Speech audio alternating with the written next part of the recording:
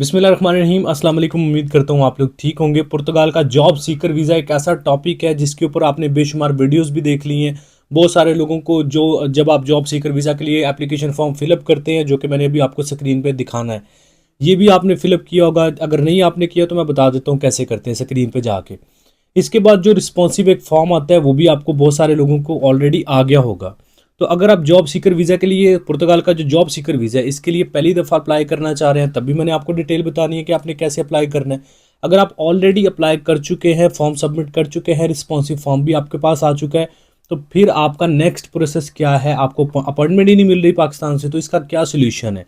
आपने कैसे job seeker visa हासिल करना है? बेसिकली अप्लाई नहीं करना, हासिल करना है। तो ये सारी डिटेल मैंने इस वीडियो में वाज़ेह करनी है। बड़ी इंटरेस्टिंग वीडियो, कुछ ऐसे फैक्ट जो कि मैंने नए ऑब्जर्व किए हैं, जो कि आपको मैंने बताने हैं जॉब सीकर वीज़ा को लेके, पुर्तगाल के जॉब सीकर वीज़ा को लेके। अच्छा जी, पहला फैक्ट पुर्तगाल के जॉब सीकर वीज़ा को लेके, पहले कुछ फैक्ट्स हैं वो समझ लें, उसके बाद मैं आपको समझाता हूँ आपने अप्लाई कैसे करना है, क्योंकि ये बहुत ज़रूरी चीज़ें हैं।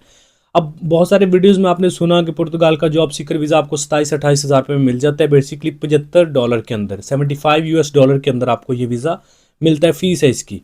लेकिन 75 एक्चुअली नहीं है, 75 से ज़्यादा आपके डॉलर्स लगते हैं, क्योंकि उसमें टिकट भी इंक्लूड करें, आपकी इंश्योरेंस भी होती है। अल्टीमेटली आप सारे अपने एक्सपेंस मिला के अंदाज़ा करें 10 से 12 लाख रुपए आपका टोटल लग सकता है। अब इस 10-12 लाख रुपए में आपने 3 से साढ़े 3 लाख रुपया एक और ऐड कर लेना है। किस चीज़ का ऐड करना है? बेसिकली टोटल अगर आपके पास 15 से 16 लाख रुपया है, उसके अंदर आप 3 से 4 लाख रुपए का रिस्क भी ले सकते हैं। तो फिर आपको पुर्तगाल का जॉब सीकर वीज़ा अप्लाई करना है, ठीक है, जिस तरीके से मैं बताऊंगा। ये 3-4 लाख का रिस्क किधर आपने लेना है, और ये 3-4 लाख का रिस्क आपके लिए फ़ायदेमंद भी होगा। ऐसा नहीं कि वो बिल्कुल ही ज़ाया हो जाएंगे, बहुत फ़ायदेमंद रहेगा। तो सारी डिटेल अभी मैं आपको समझाता हूँ कि ये मैंने क्या बात की है। बेसिकली 15 लाख में से जो रिस्क वाले 3-4 लाख हैं वो क्या सीन है, और 15 लाख किधर लग जाना है, सारी डिटेल समझाता हूँ। अच्छा, सबसे पहले आप लैपटॉप की स्क्रीन पे मौजूद है। जिन लोगों ने तो जॉब ये फॉर्म जो फिलअप कर लिया, ये वाला फॉर्म जो स्क्रीन पे नज़र आ रहा है, वो वेट करें, आगे मैंने आपको बताना है आपने क्या करना है। जिन लोगों ने पहली दफ़ा करना है, उनको कुछ पता नहीं है पुर्तगाल का जॉब सीकर वीज़ा कैसे अप्लाई करना है, उन्होंने पहले ये करना है। इस फॉर्म का आपको लिंक डिस्क्रिप्शन में मिल जाएगा। जॉब सर्च वीज़ा एप्लीकेशन है ये। बेसिकली इसको फिलअप आपने कर लेना है। First name, last name, date of birth लिख लेनी है, पासपोर्ट नंबर इधर लिखना है, इधर आपने जिस डेट को आप सबमिट कर रहे हैं वो डेट लिख लेनी है। यहाँ पे आप वैलिडिटी डेट जो है ये तकरीबन आप मार्च अप्रैल की रख लें। अप्रैल की कोई भी डेट डाल दे, इसमें मसला नहीं है, तो इतना इशू नहीं है। ये वैलिडिटी डेट होती है। नेशनैलिटी में आप पाकिस्तान लिख लें, यहाँ पे पाकिस्तान आपको इजीली मिल जाएगा। जो लोग कहते हैं जी पाकिस्तानियों के लिए नहीं होता, तो ये ले जी, ये पाकिस्तान यहाँ पे खड़ा है, यहाँ पे पाकिस्तान सेलेक्ट कर लेना आपने। उसके बाद कंट्री ऑफ रेजिडेंस, अगर आप दुबई में हैं तो आपने यहाँ पे कंट्री ऑफ रेजिडेंस दुबई कर लेना है, पाकिस्तान में पाकिस्तान कर लेना है, इंडिया में इंडिया कर लेना है, सऊदी अरेबिया में सऊदी अरेबिया कर लेना है, जो भी आपका कंट्री ऑफ रेजिडेंस है।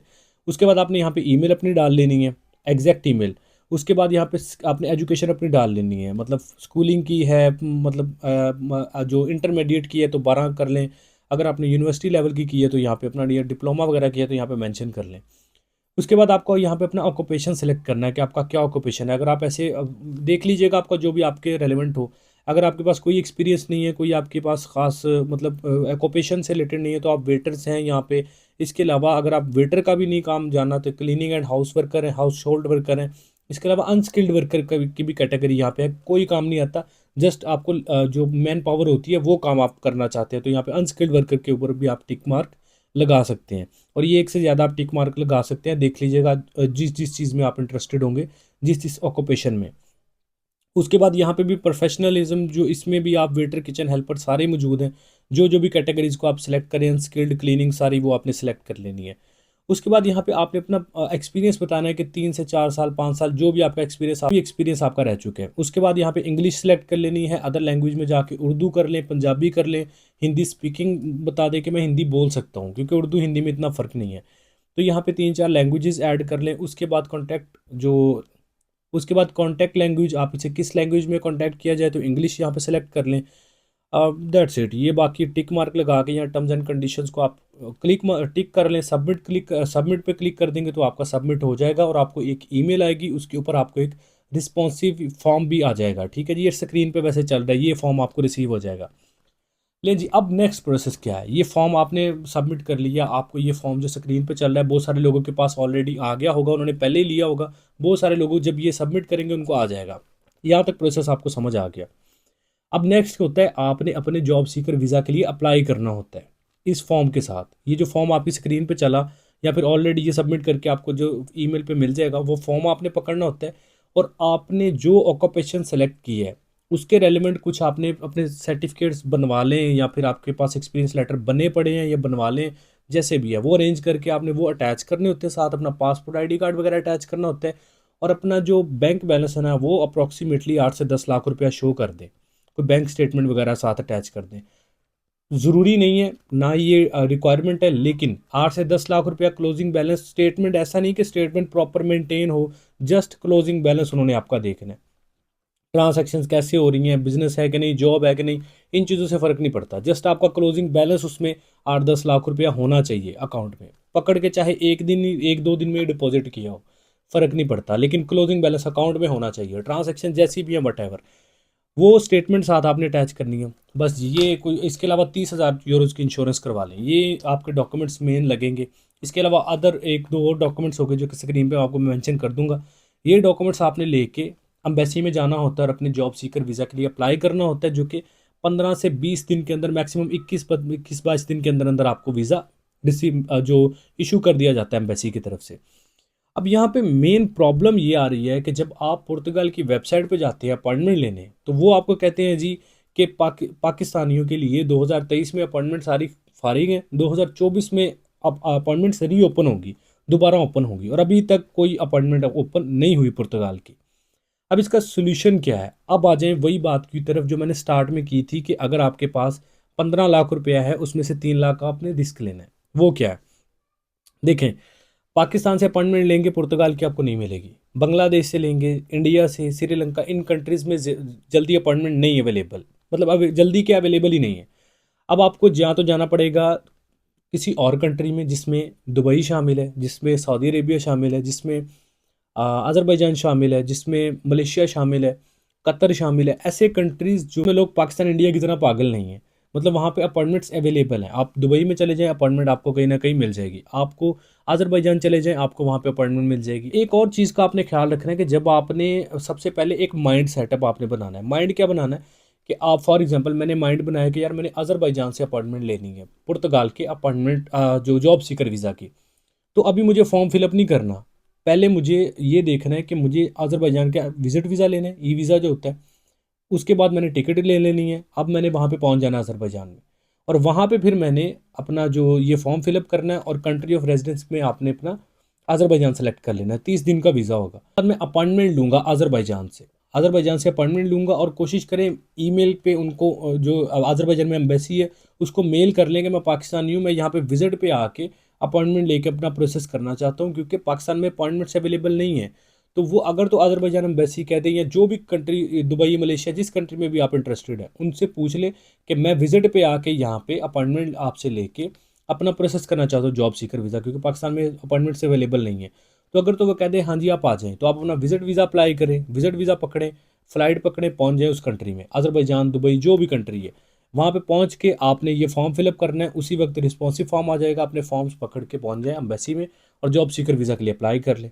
एक तो सॉल्यूशन है ये। और अब एम्बेसी को अपनी सिचुएशन भी बताएं कि मैं यहाँ पे विजिट वीज़ा पे आया हूँ, जस्ट अपनी जॉब सीकर वीज़ा की एप्लीकेशन को प्रोसेस करने, क्योंकि हमारे कंट्री में मौजूद ही नहीं है जो अपॉइंटमेंट्स है। एक ट्रिक हो सकता है, अब इसमें दो चीज़ें हैं, या तो एम्बेसी आपको अपॉइंटमेंट दे देगी, आपका प्रोसेस हो जाएगा, आपका जॉब सीकर वीज़ा निकल आएगा, या फिर आपको एम्बेसी अपॉइंटमेंट नहीं देगी। फॉर एग्जांपल, आप चले गए वहाँ पे, आपने मतलब बात शात भी कर ली थी, अब आप वहाँ पे पहुँच भी गए, अज़रबैजान, दुबई, मलेशिया, जिस कंट्री में भी आप इंटरेस्टेड है जाने में।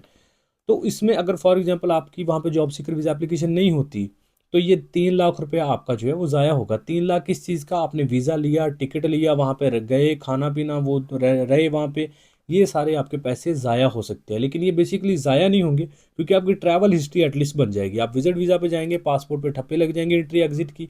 तो 3 लाख रुपया ज़ाया तो मैं बिल्कुल नहीं कहूँगा, क्योंकि आपकी ट्रैवल हिस्ट्री बन जाएगी। आप एक कंट्री में चले गए इंटरनेशनली, वहाँ पे आप घूम फिर के आए एज ए टूरिस्ट, तो ये एक तो ये प्लस पॉइंट हो जाएगा। लेकिन अगर आपकी अपॉइंटमेंट वहाँ पे मिल जाए, आपका जॉब सीकर वीज़ा प्रोसेस वहाँ से हो जाए, जैसे भी है तरला मिन्त करके, तो ये मेरे ख्याल में एक ऑप्शन इस वक्त आप अवेल कर सकते हैं। ये मैं सिर्फ हर किसी के लिए नहीं है।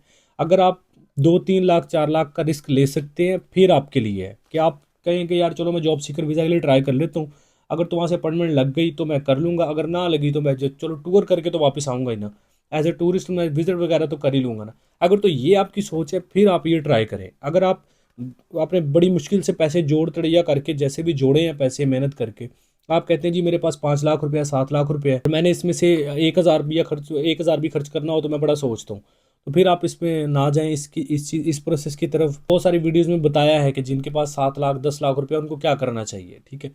तो अगर आप एक ऐसे बंदे हैं जिसके पास सेविंग्स पड़ी हैं और उसको 2-4 लाख से फ़र्क नहीं पड़ता कि मतलब अगर चलो उसमें बंदा एज ए टूरिस्ट भी आप चले जाएंगे, तो ये सोच है अगर आपकी कि चलो अपॉइंटमेंट नहीं मिलेगी तो एज ए टूरिस्ट ही घूम फिर के आ जाऊँगा, तो फिर आपको ये रिस्क ले लेना चाहिए, ये अपॉर्चुनिटी को आपका वेल कर लेना चाहिए। क्योंकि पाकिस्तानी जॉब सीकर वीज़ा के लिए 99% लोगों की एप्लीकेशन गई नहीं है पाकिस्तानी पासपोर्ट पे। क्यों?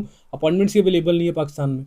या तो दुबई से लोग कर रहे हैं या मलेशिया से या दूसरे कंट्री से हो रहे हैं, और अपॉइंटमेंट्स भी इजीली मिल रही हैं, लेकिन पाकिस्तान इंडिया वगैरह में अपॉइंटमेंट अवेलेबल नहीं है। तो जॉब सीकर वीज़ा को लेके जिनके क्वेश्चन थे, लोग मुझे ये रिस्पॉन्सिव फॉर्म जो होता है ना बार बार सेंड कर रहे थे व्हाट्सएप पे कि ये मेरा आ गया, अपॉइंटमेंट अवेलेबल नहीं है। भाई अपॉइंटमेंट अवेलेबल नहीं है, इसमें ना तो मैं कुछ कर सकता हूँ ना कोई और कुछ कर सकता है, इसमें इमिग्रेशन पे डिपेंड करता है। और ये मेरे ख्याल में 2023 के मिड की बंद हुई है अपॉइंटमेंट, जो पुर्तगाल की, और स्टिल अभी तक बंद है। तो मुझे नहीं, उन्होंने अपनी वेबसाइट पे मेंशन तो किया 2024 में रीओपन हो जाएगी, लेकिन फिलहाल 2024 में ओपन नहीं हुई। और अगर आप एक ऐसे बंदे हैं जो रिस्क नहीं लेना चाहते तो फिर वेट करें, 2024 में जब भी ओपन होगी एम्बेसी में अपॉइंटमेंट उठाएं, अपनी चले जाएं। लेकिन अगर आप एक ऐसे बंदे हैं 2-4 लाख का रिस्क ले सकते हैं, फिर चले जाएं अज़रबैजान, मलेशिया, दुबई, कतर वगैरह में, और वहाँ से जाके अपॉइंटमेंट उठा के अपना जॉब सीकर वीज़ा की एप्लीकेशन को प्रोसेस आप कर सकते हैं। इससे भी डिस्क्लेमर आपके लिए ये है कि आपने एक दफ़ा जिस कंट्री में जा रहे हैं उस कंट्री में जो पुर्तगीज एम्बेसी मौजूद है उनको ऑनलाइन उनकी ईमेल उठा लें और उनको एक दफ़ा ईमेल कर लें कि भाई मैं विजिट पे आ रहा हूँ, मेरे पास पुर्तगाल का जो रिस्पॉन्सिव फॉर्म है वो मौजूद है और मैं इसकी बेस पे अपना जॉब सीकर वीज़ा प्रोसेस करना चाहता हूँ आपसे अपॉइंटमेंट लेके, तो मैं 30 दिन के विजिट वीज़ा पे आ रहा हूँ। अब आप इसमें मुझे क्या इंस्ट्रक्शंस देते हैं, तो वो जो भी आपको इंस्ट्रक्शंस दें उन पे आपको अमल कर लेना। ये एक बेसिकली मैंने एक वे निकाला है। अब मैं ऐसा नहीं कह रहा कि हर बंदे का वो आप जाएंगे 100% वहाँ से अज़रबैजान से आपको वीज़ा उठा के दे देंगे यूरोप का, पुर्तगाल का, ऐसा नहीं है। मैं एक ऑप्शन आपको बता रहा हूँ कि ऐसा हो सकता है, ऐसा आप कर सकते हैं। लोग मुझे सेंड कर रहे थे ना अपने जो फॉर्म्स हैं जो उनको एप्लीकेशन सबमिट करने के बाद आते हैं, वो मुझे बार बार सेंड कर रहे थे अपॉइंटमेंट अवेलेबल नहीं है तो क्या करें। तो ये इसका सोल्यूशन है जो मैंने अभी आपको बताया, इसके अलावा और कोई नहीं है। कोई एजेंट कंसल्टेंट आपको कहता है ना कि जी मैं आपको 3 लाख रुपए में 5 लाख रुपए में अपॉइंटमेंट ले दूंगा, सब बकवास है, सब फ्रॉड है, झूठ है, ऐसा बिल्कुल मुमकिन नहीं है। अगर एम्बेसी आपको कह रही है ना, इमिग्रेशन कह रही है कि आपके लिए अपॉइंटमेंट अवेलेबल नहीं है, तो इट्स मीन नहीं है। वो फिर कोई भी एजेंट कंसल्टेंट जो भी है ना, ये सारा फ्रॉड है। किसी को कोई पैसा ना दे। पुर्तगाल के अपॉइंटमेंट का पाकिस्तान में फ़िलहाल अवेलेबल नहीं है 2024 में। आई डोंट नो, वो 2 महीने बाद 3 महीने बाद ओपन हो जाए तब की बात अलग है, लेकिन राइट नाउ अवेलेबल नहीं है। तो आई थिंक ये चीज़ें आपको समझ आ गई हैं। जो मैंने इतनी लंबी चौड़ी स्पीच आपके सामने की है, ये मैंने एक बेसिक्स आपको बता भी दिया आपने कैसे अप्लाई करना है। तो अगर आपको वीडियो पसंद आई है, आपने कुछ नया सीखा है, तो लाइक करें, चैनल पे पहली दफ़ा एवरी विजिट चैनल को सब्सक्राइब करें, बेल आइकन प्रेस करें। अपना बहुत सारा ख्याल रखें, मिलते हैं नेक्स्ट वीडियो में। टेक केयर, अल्लाह हाफिज़।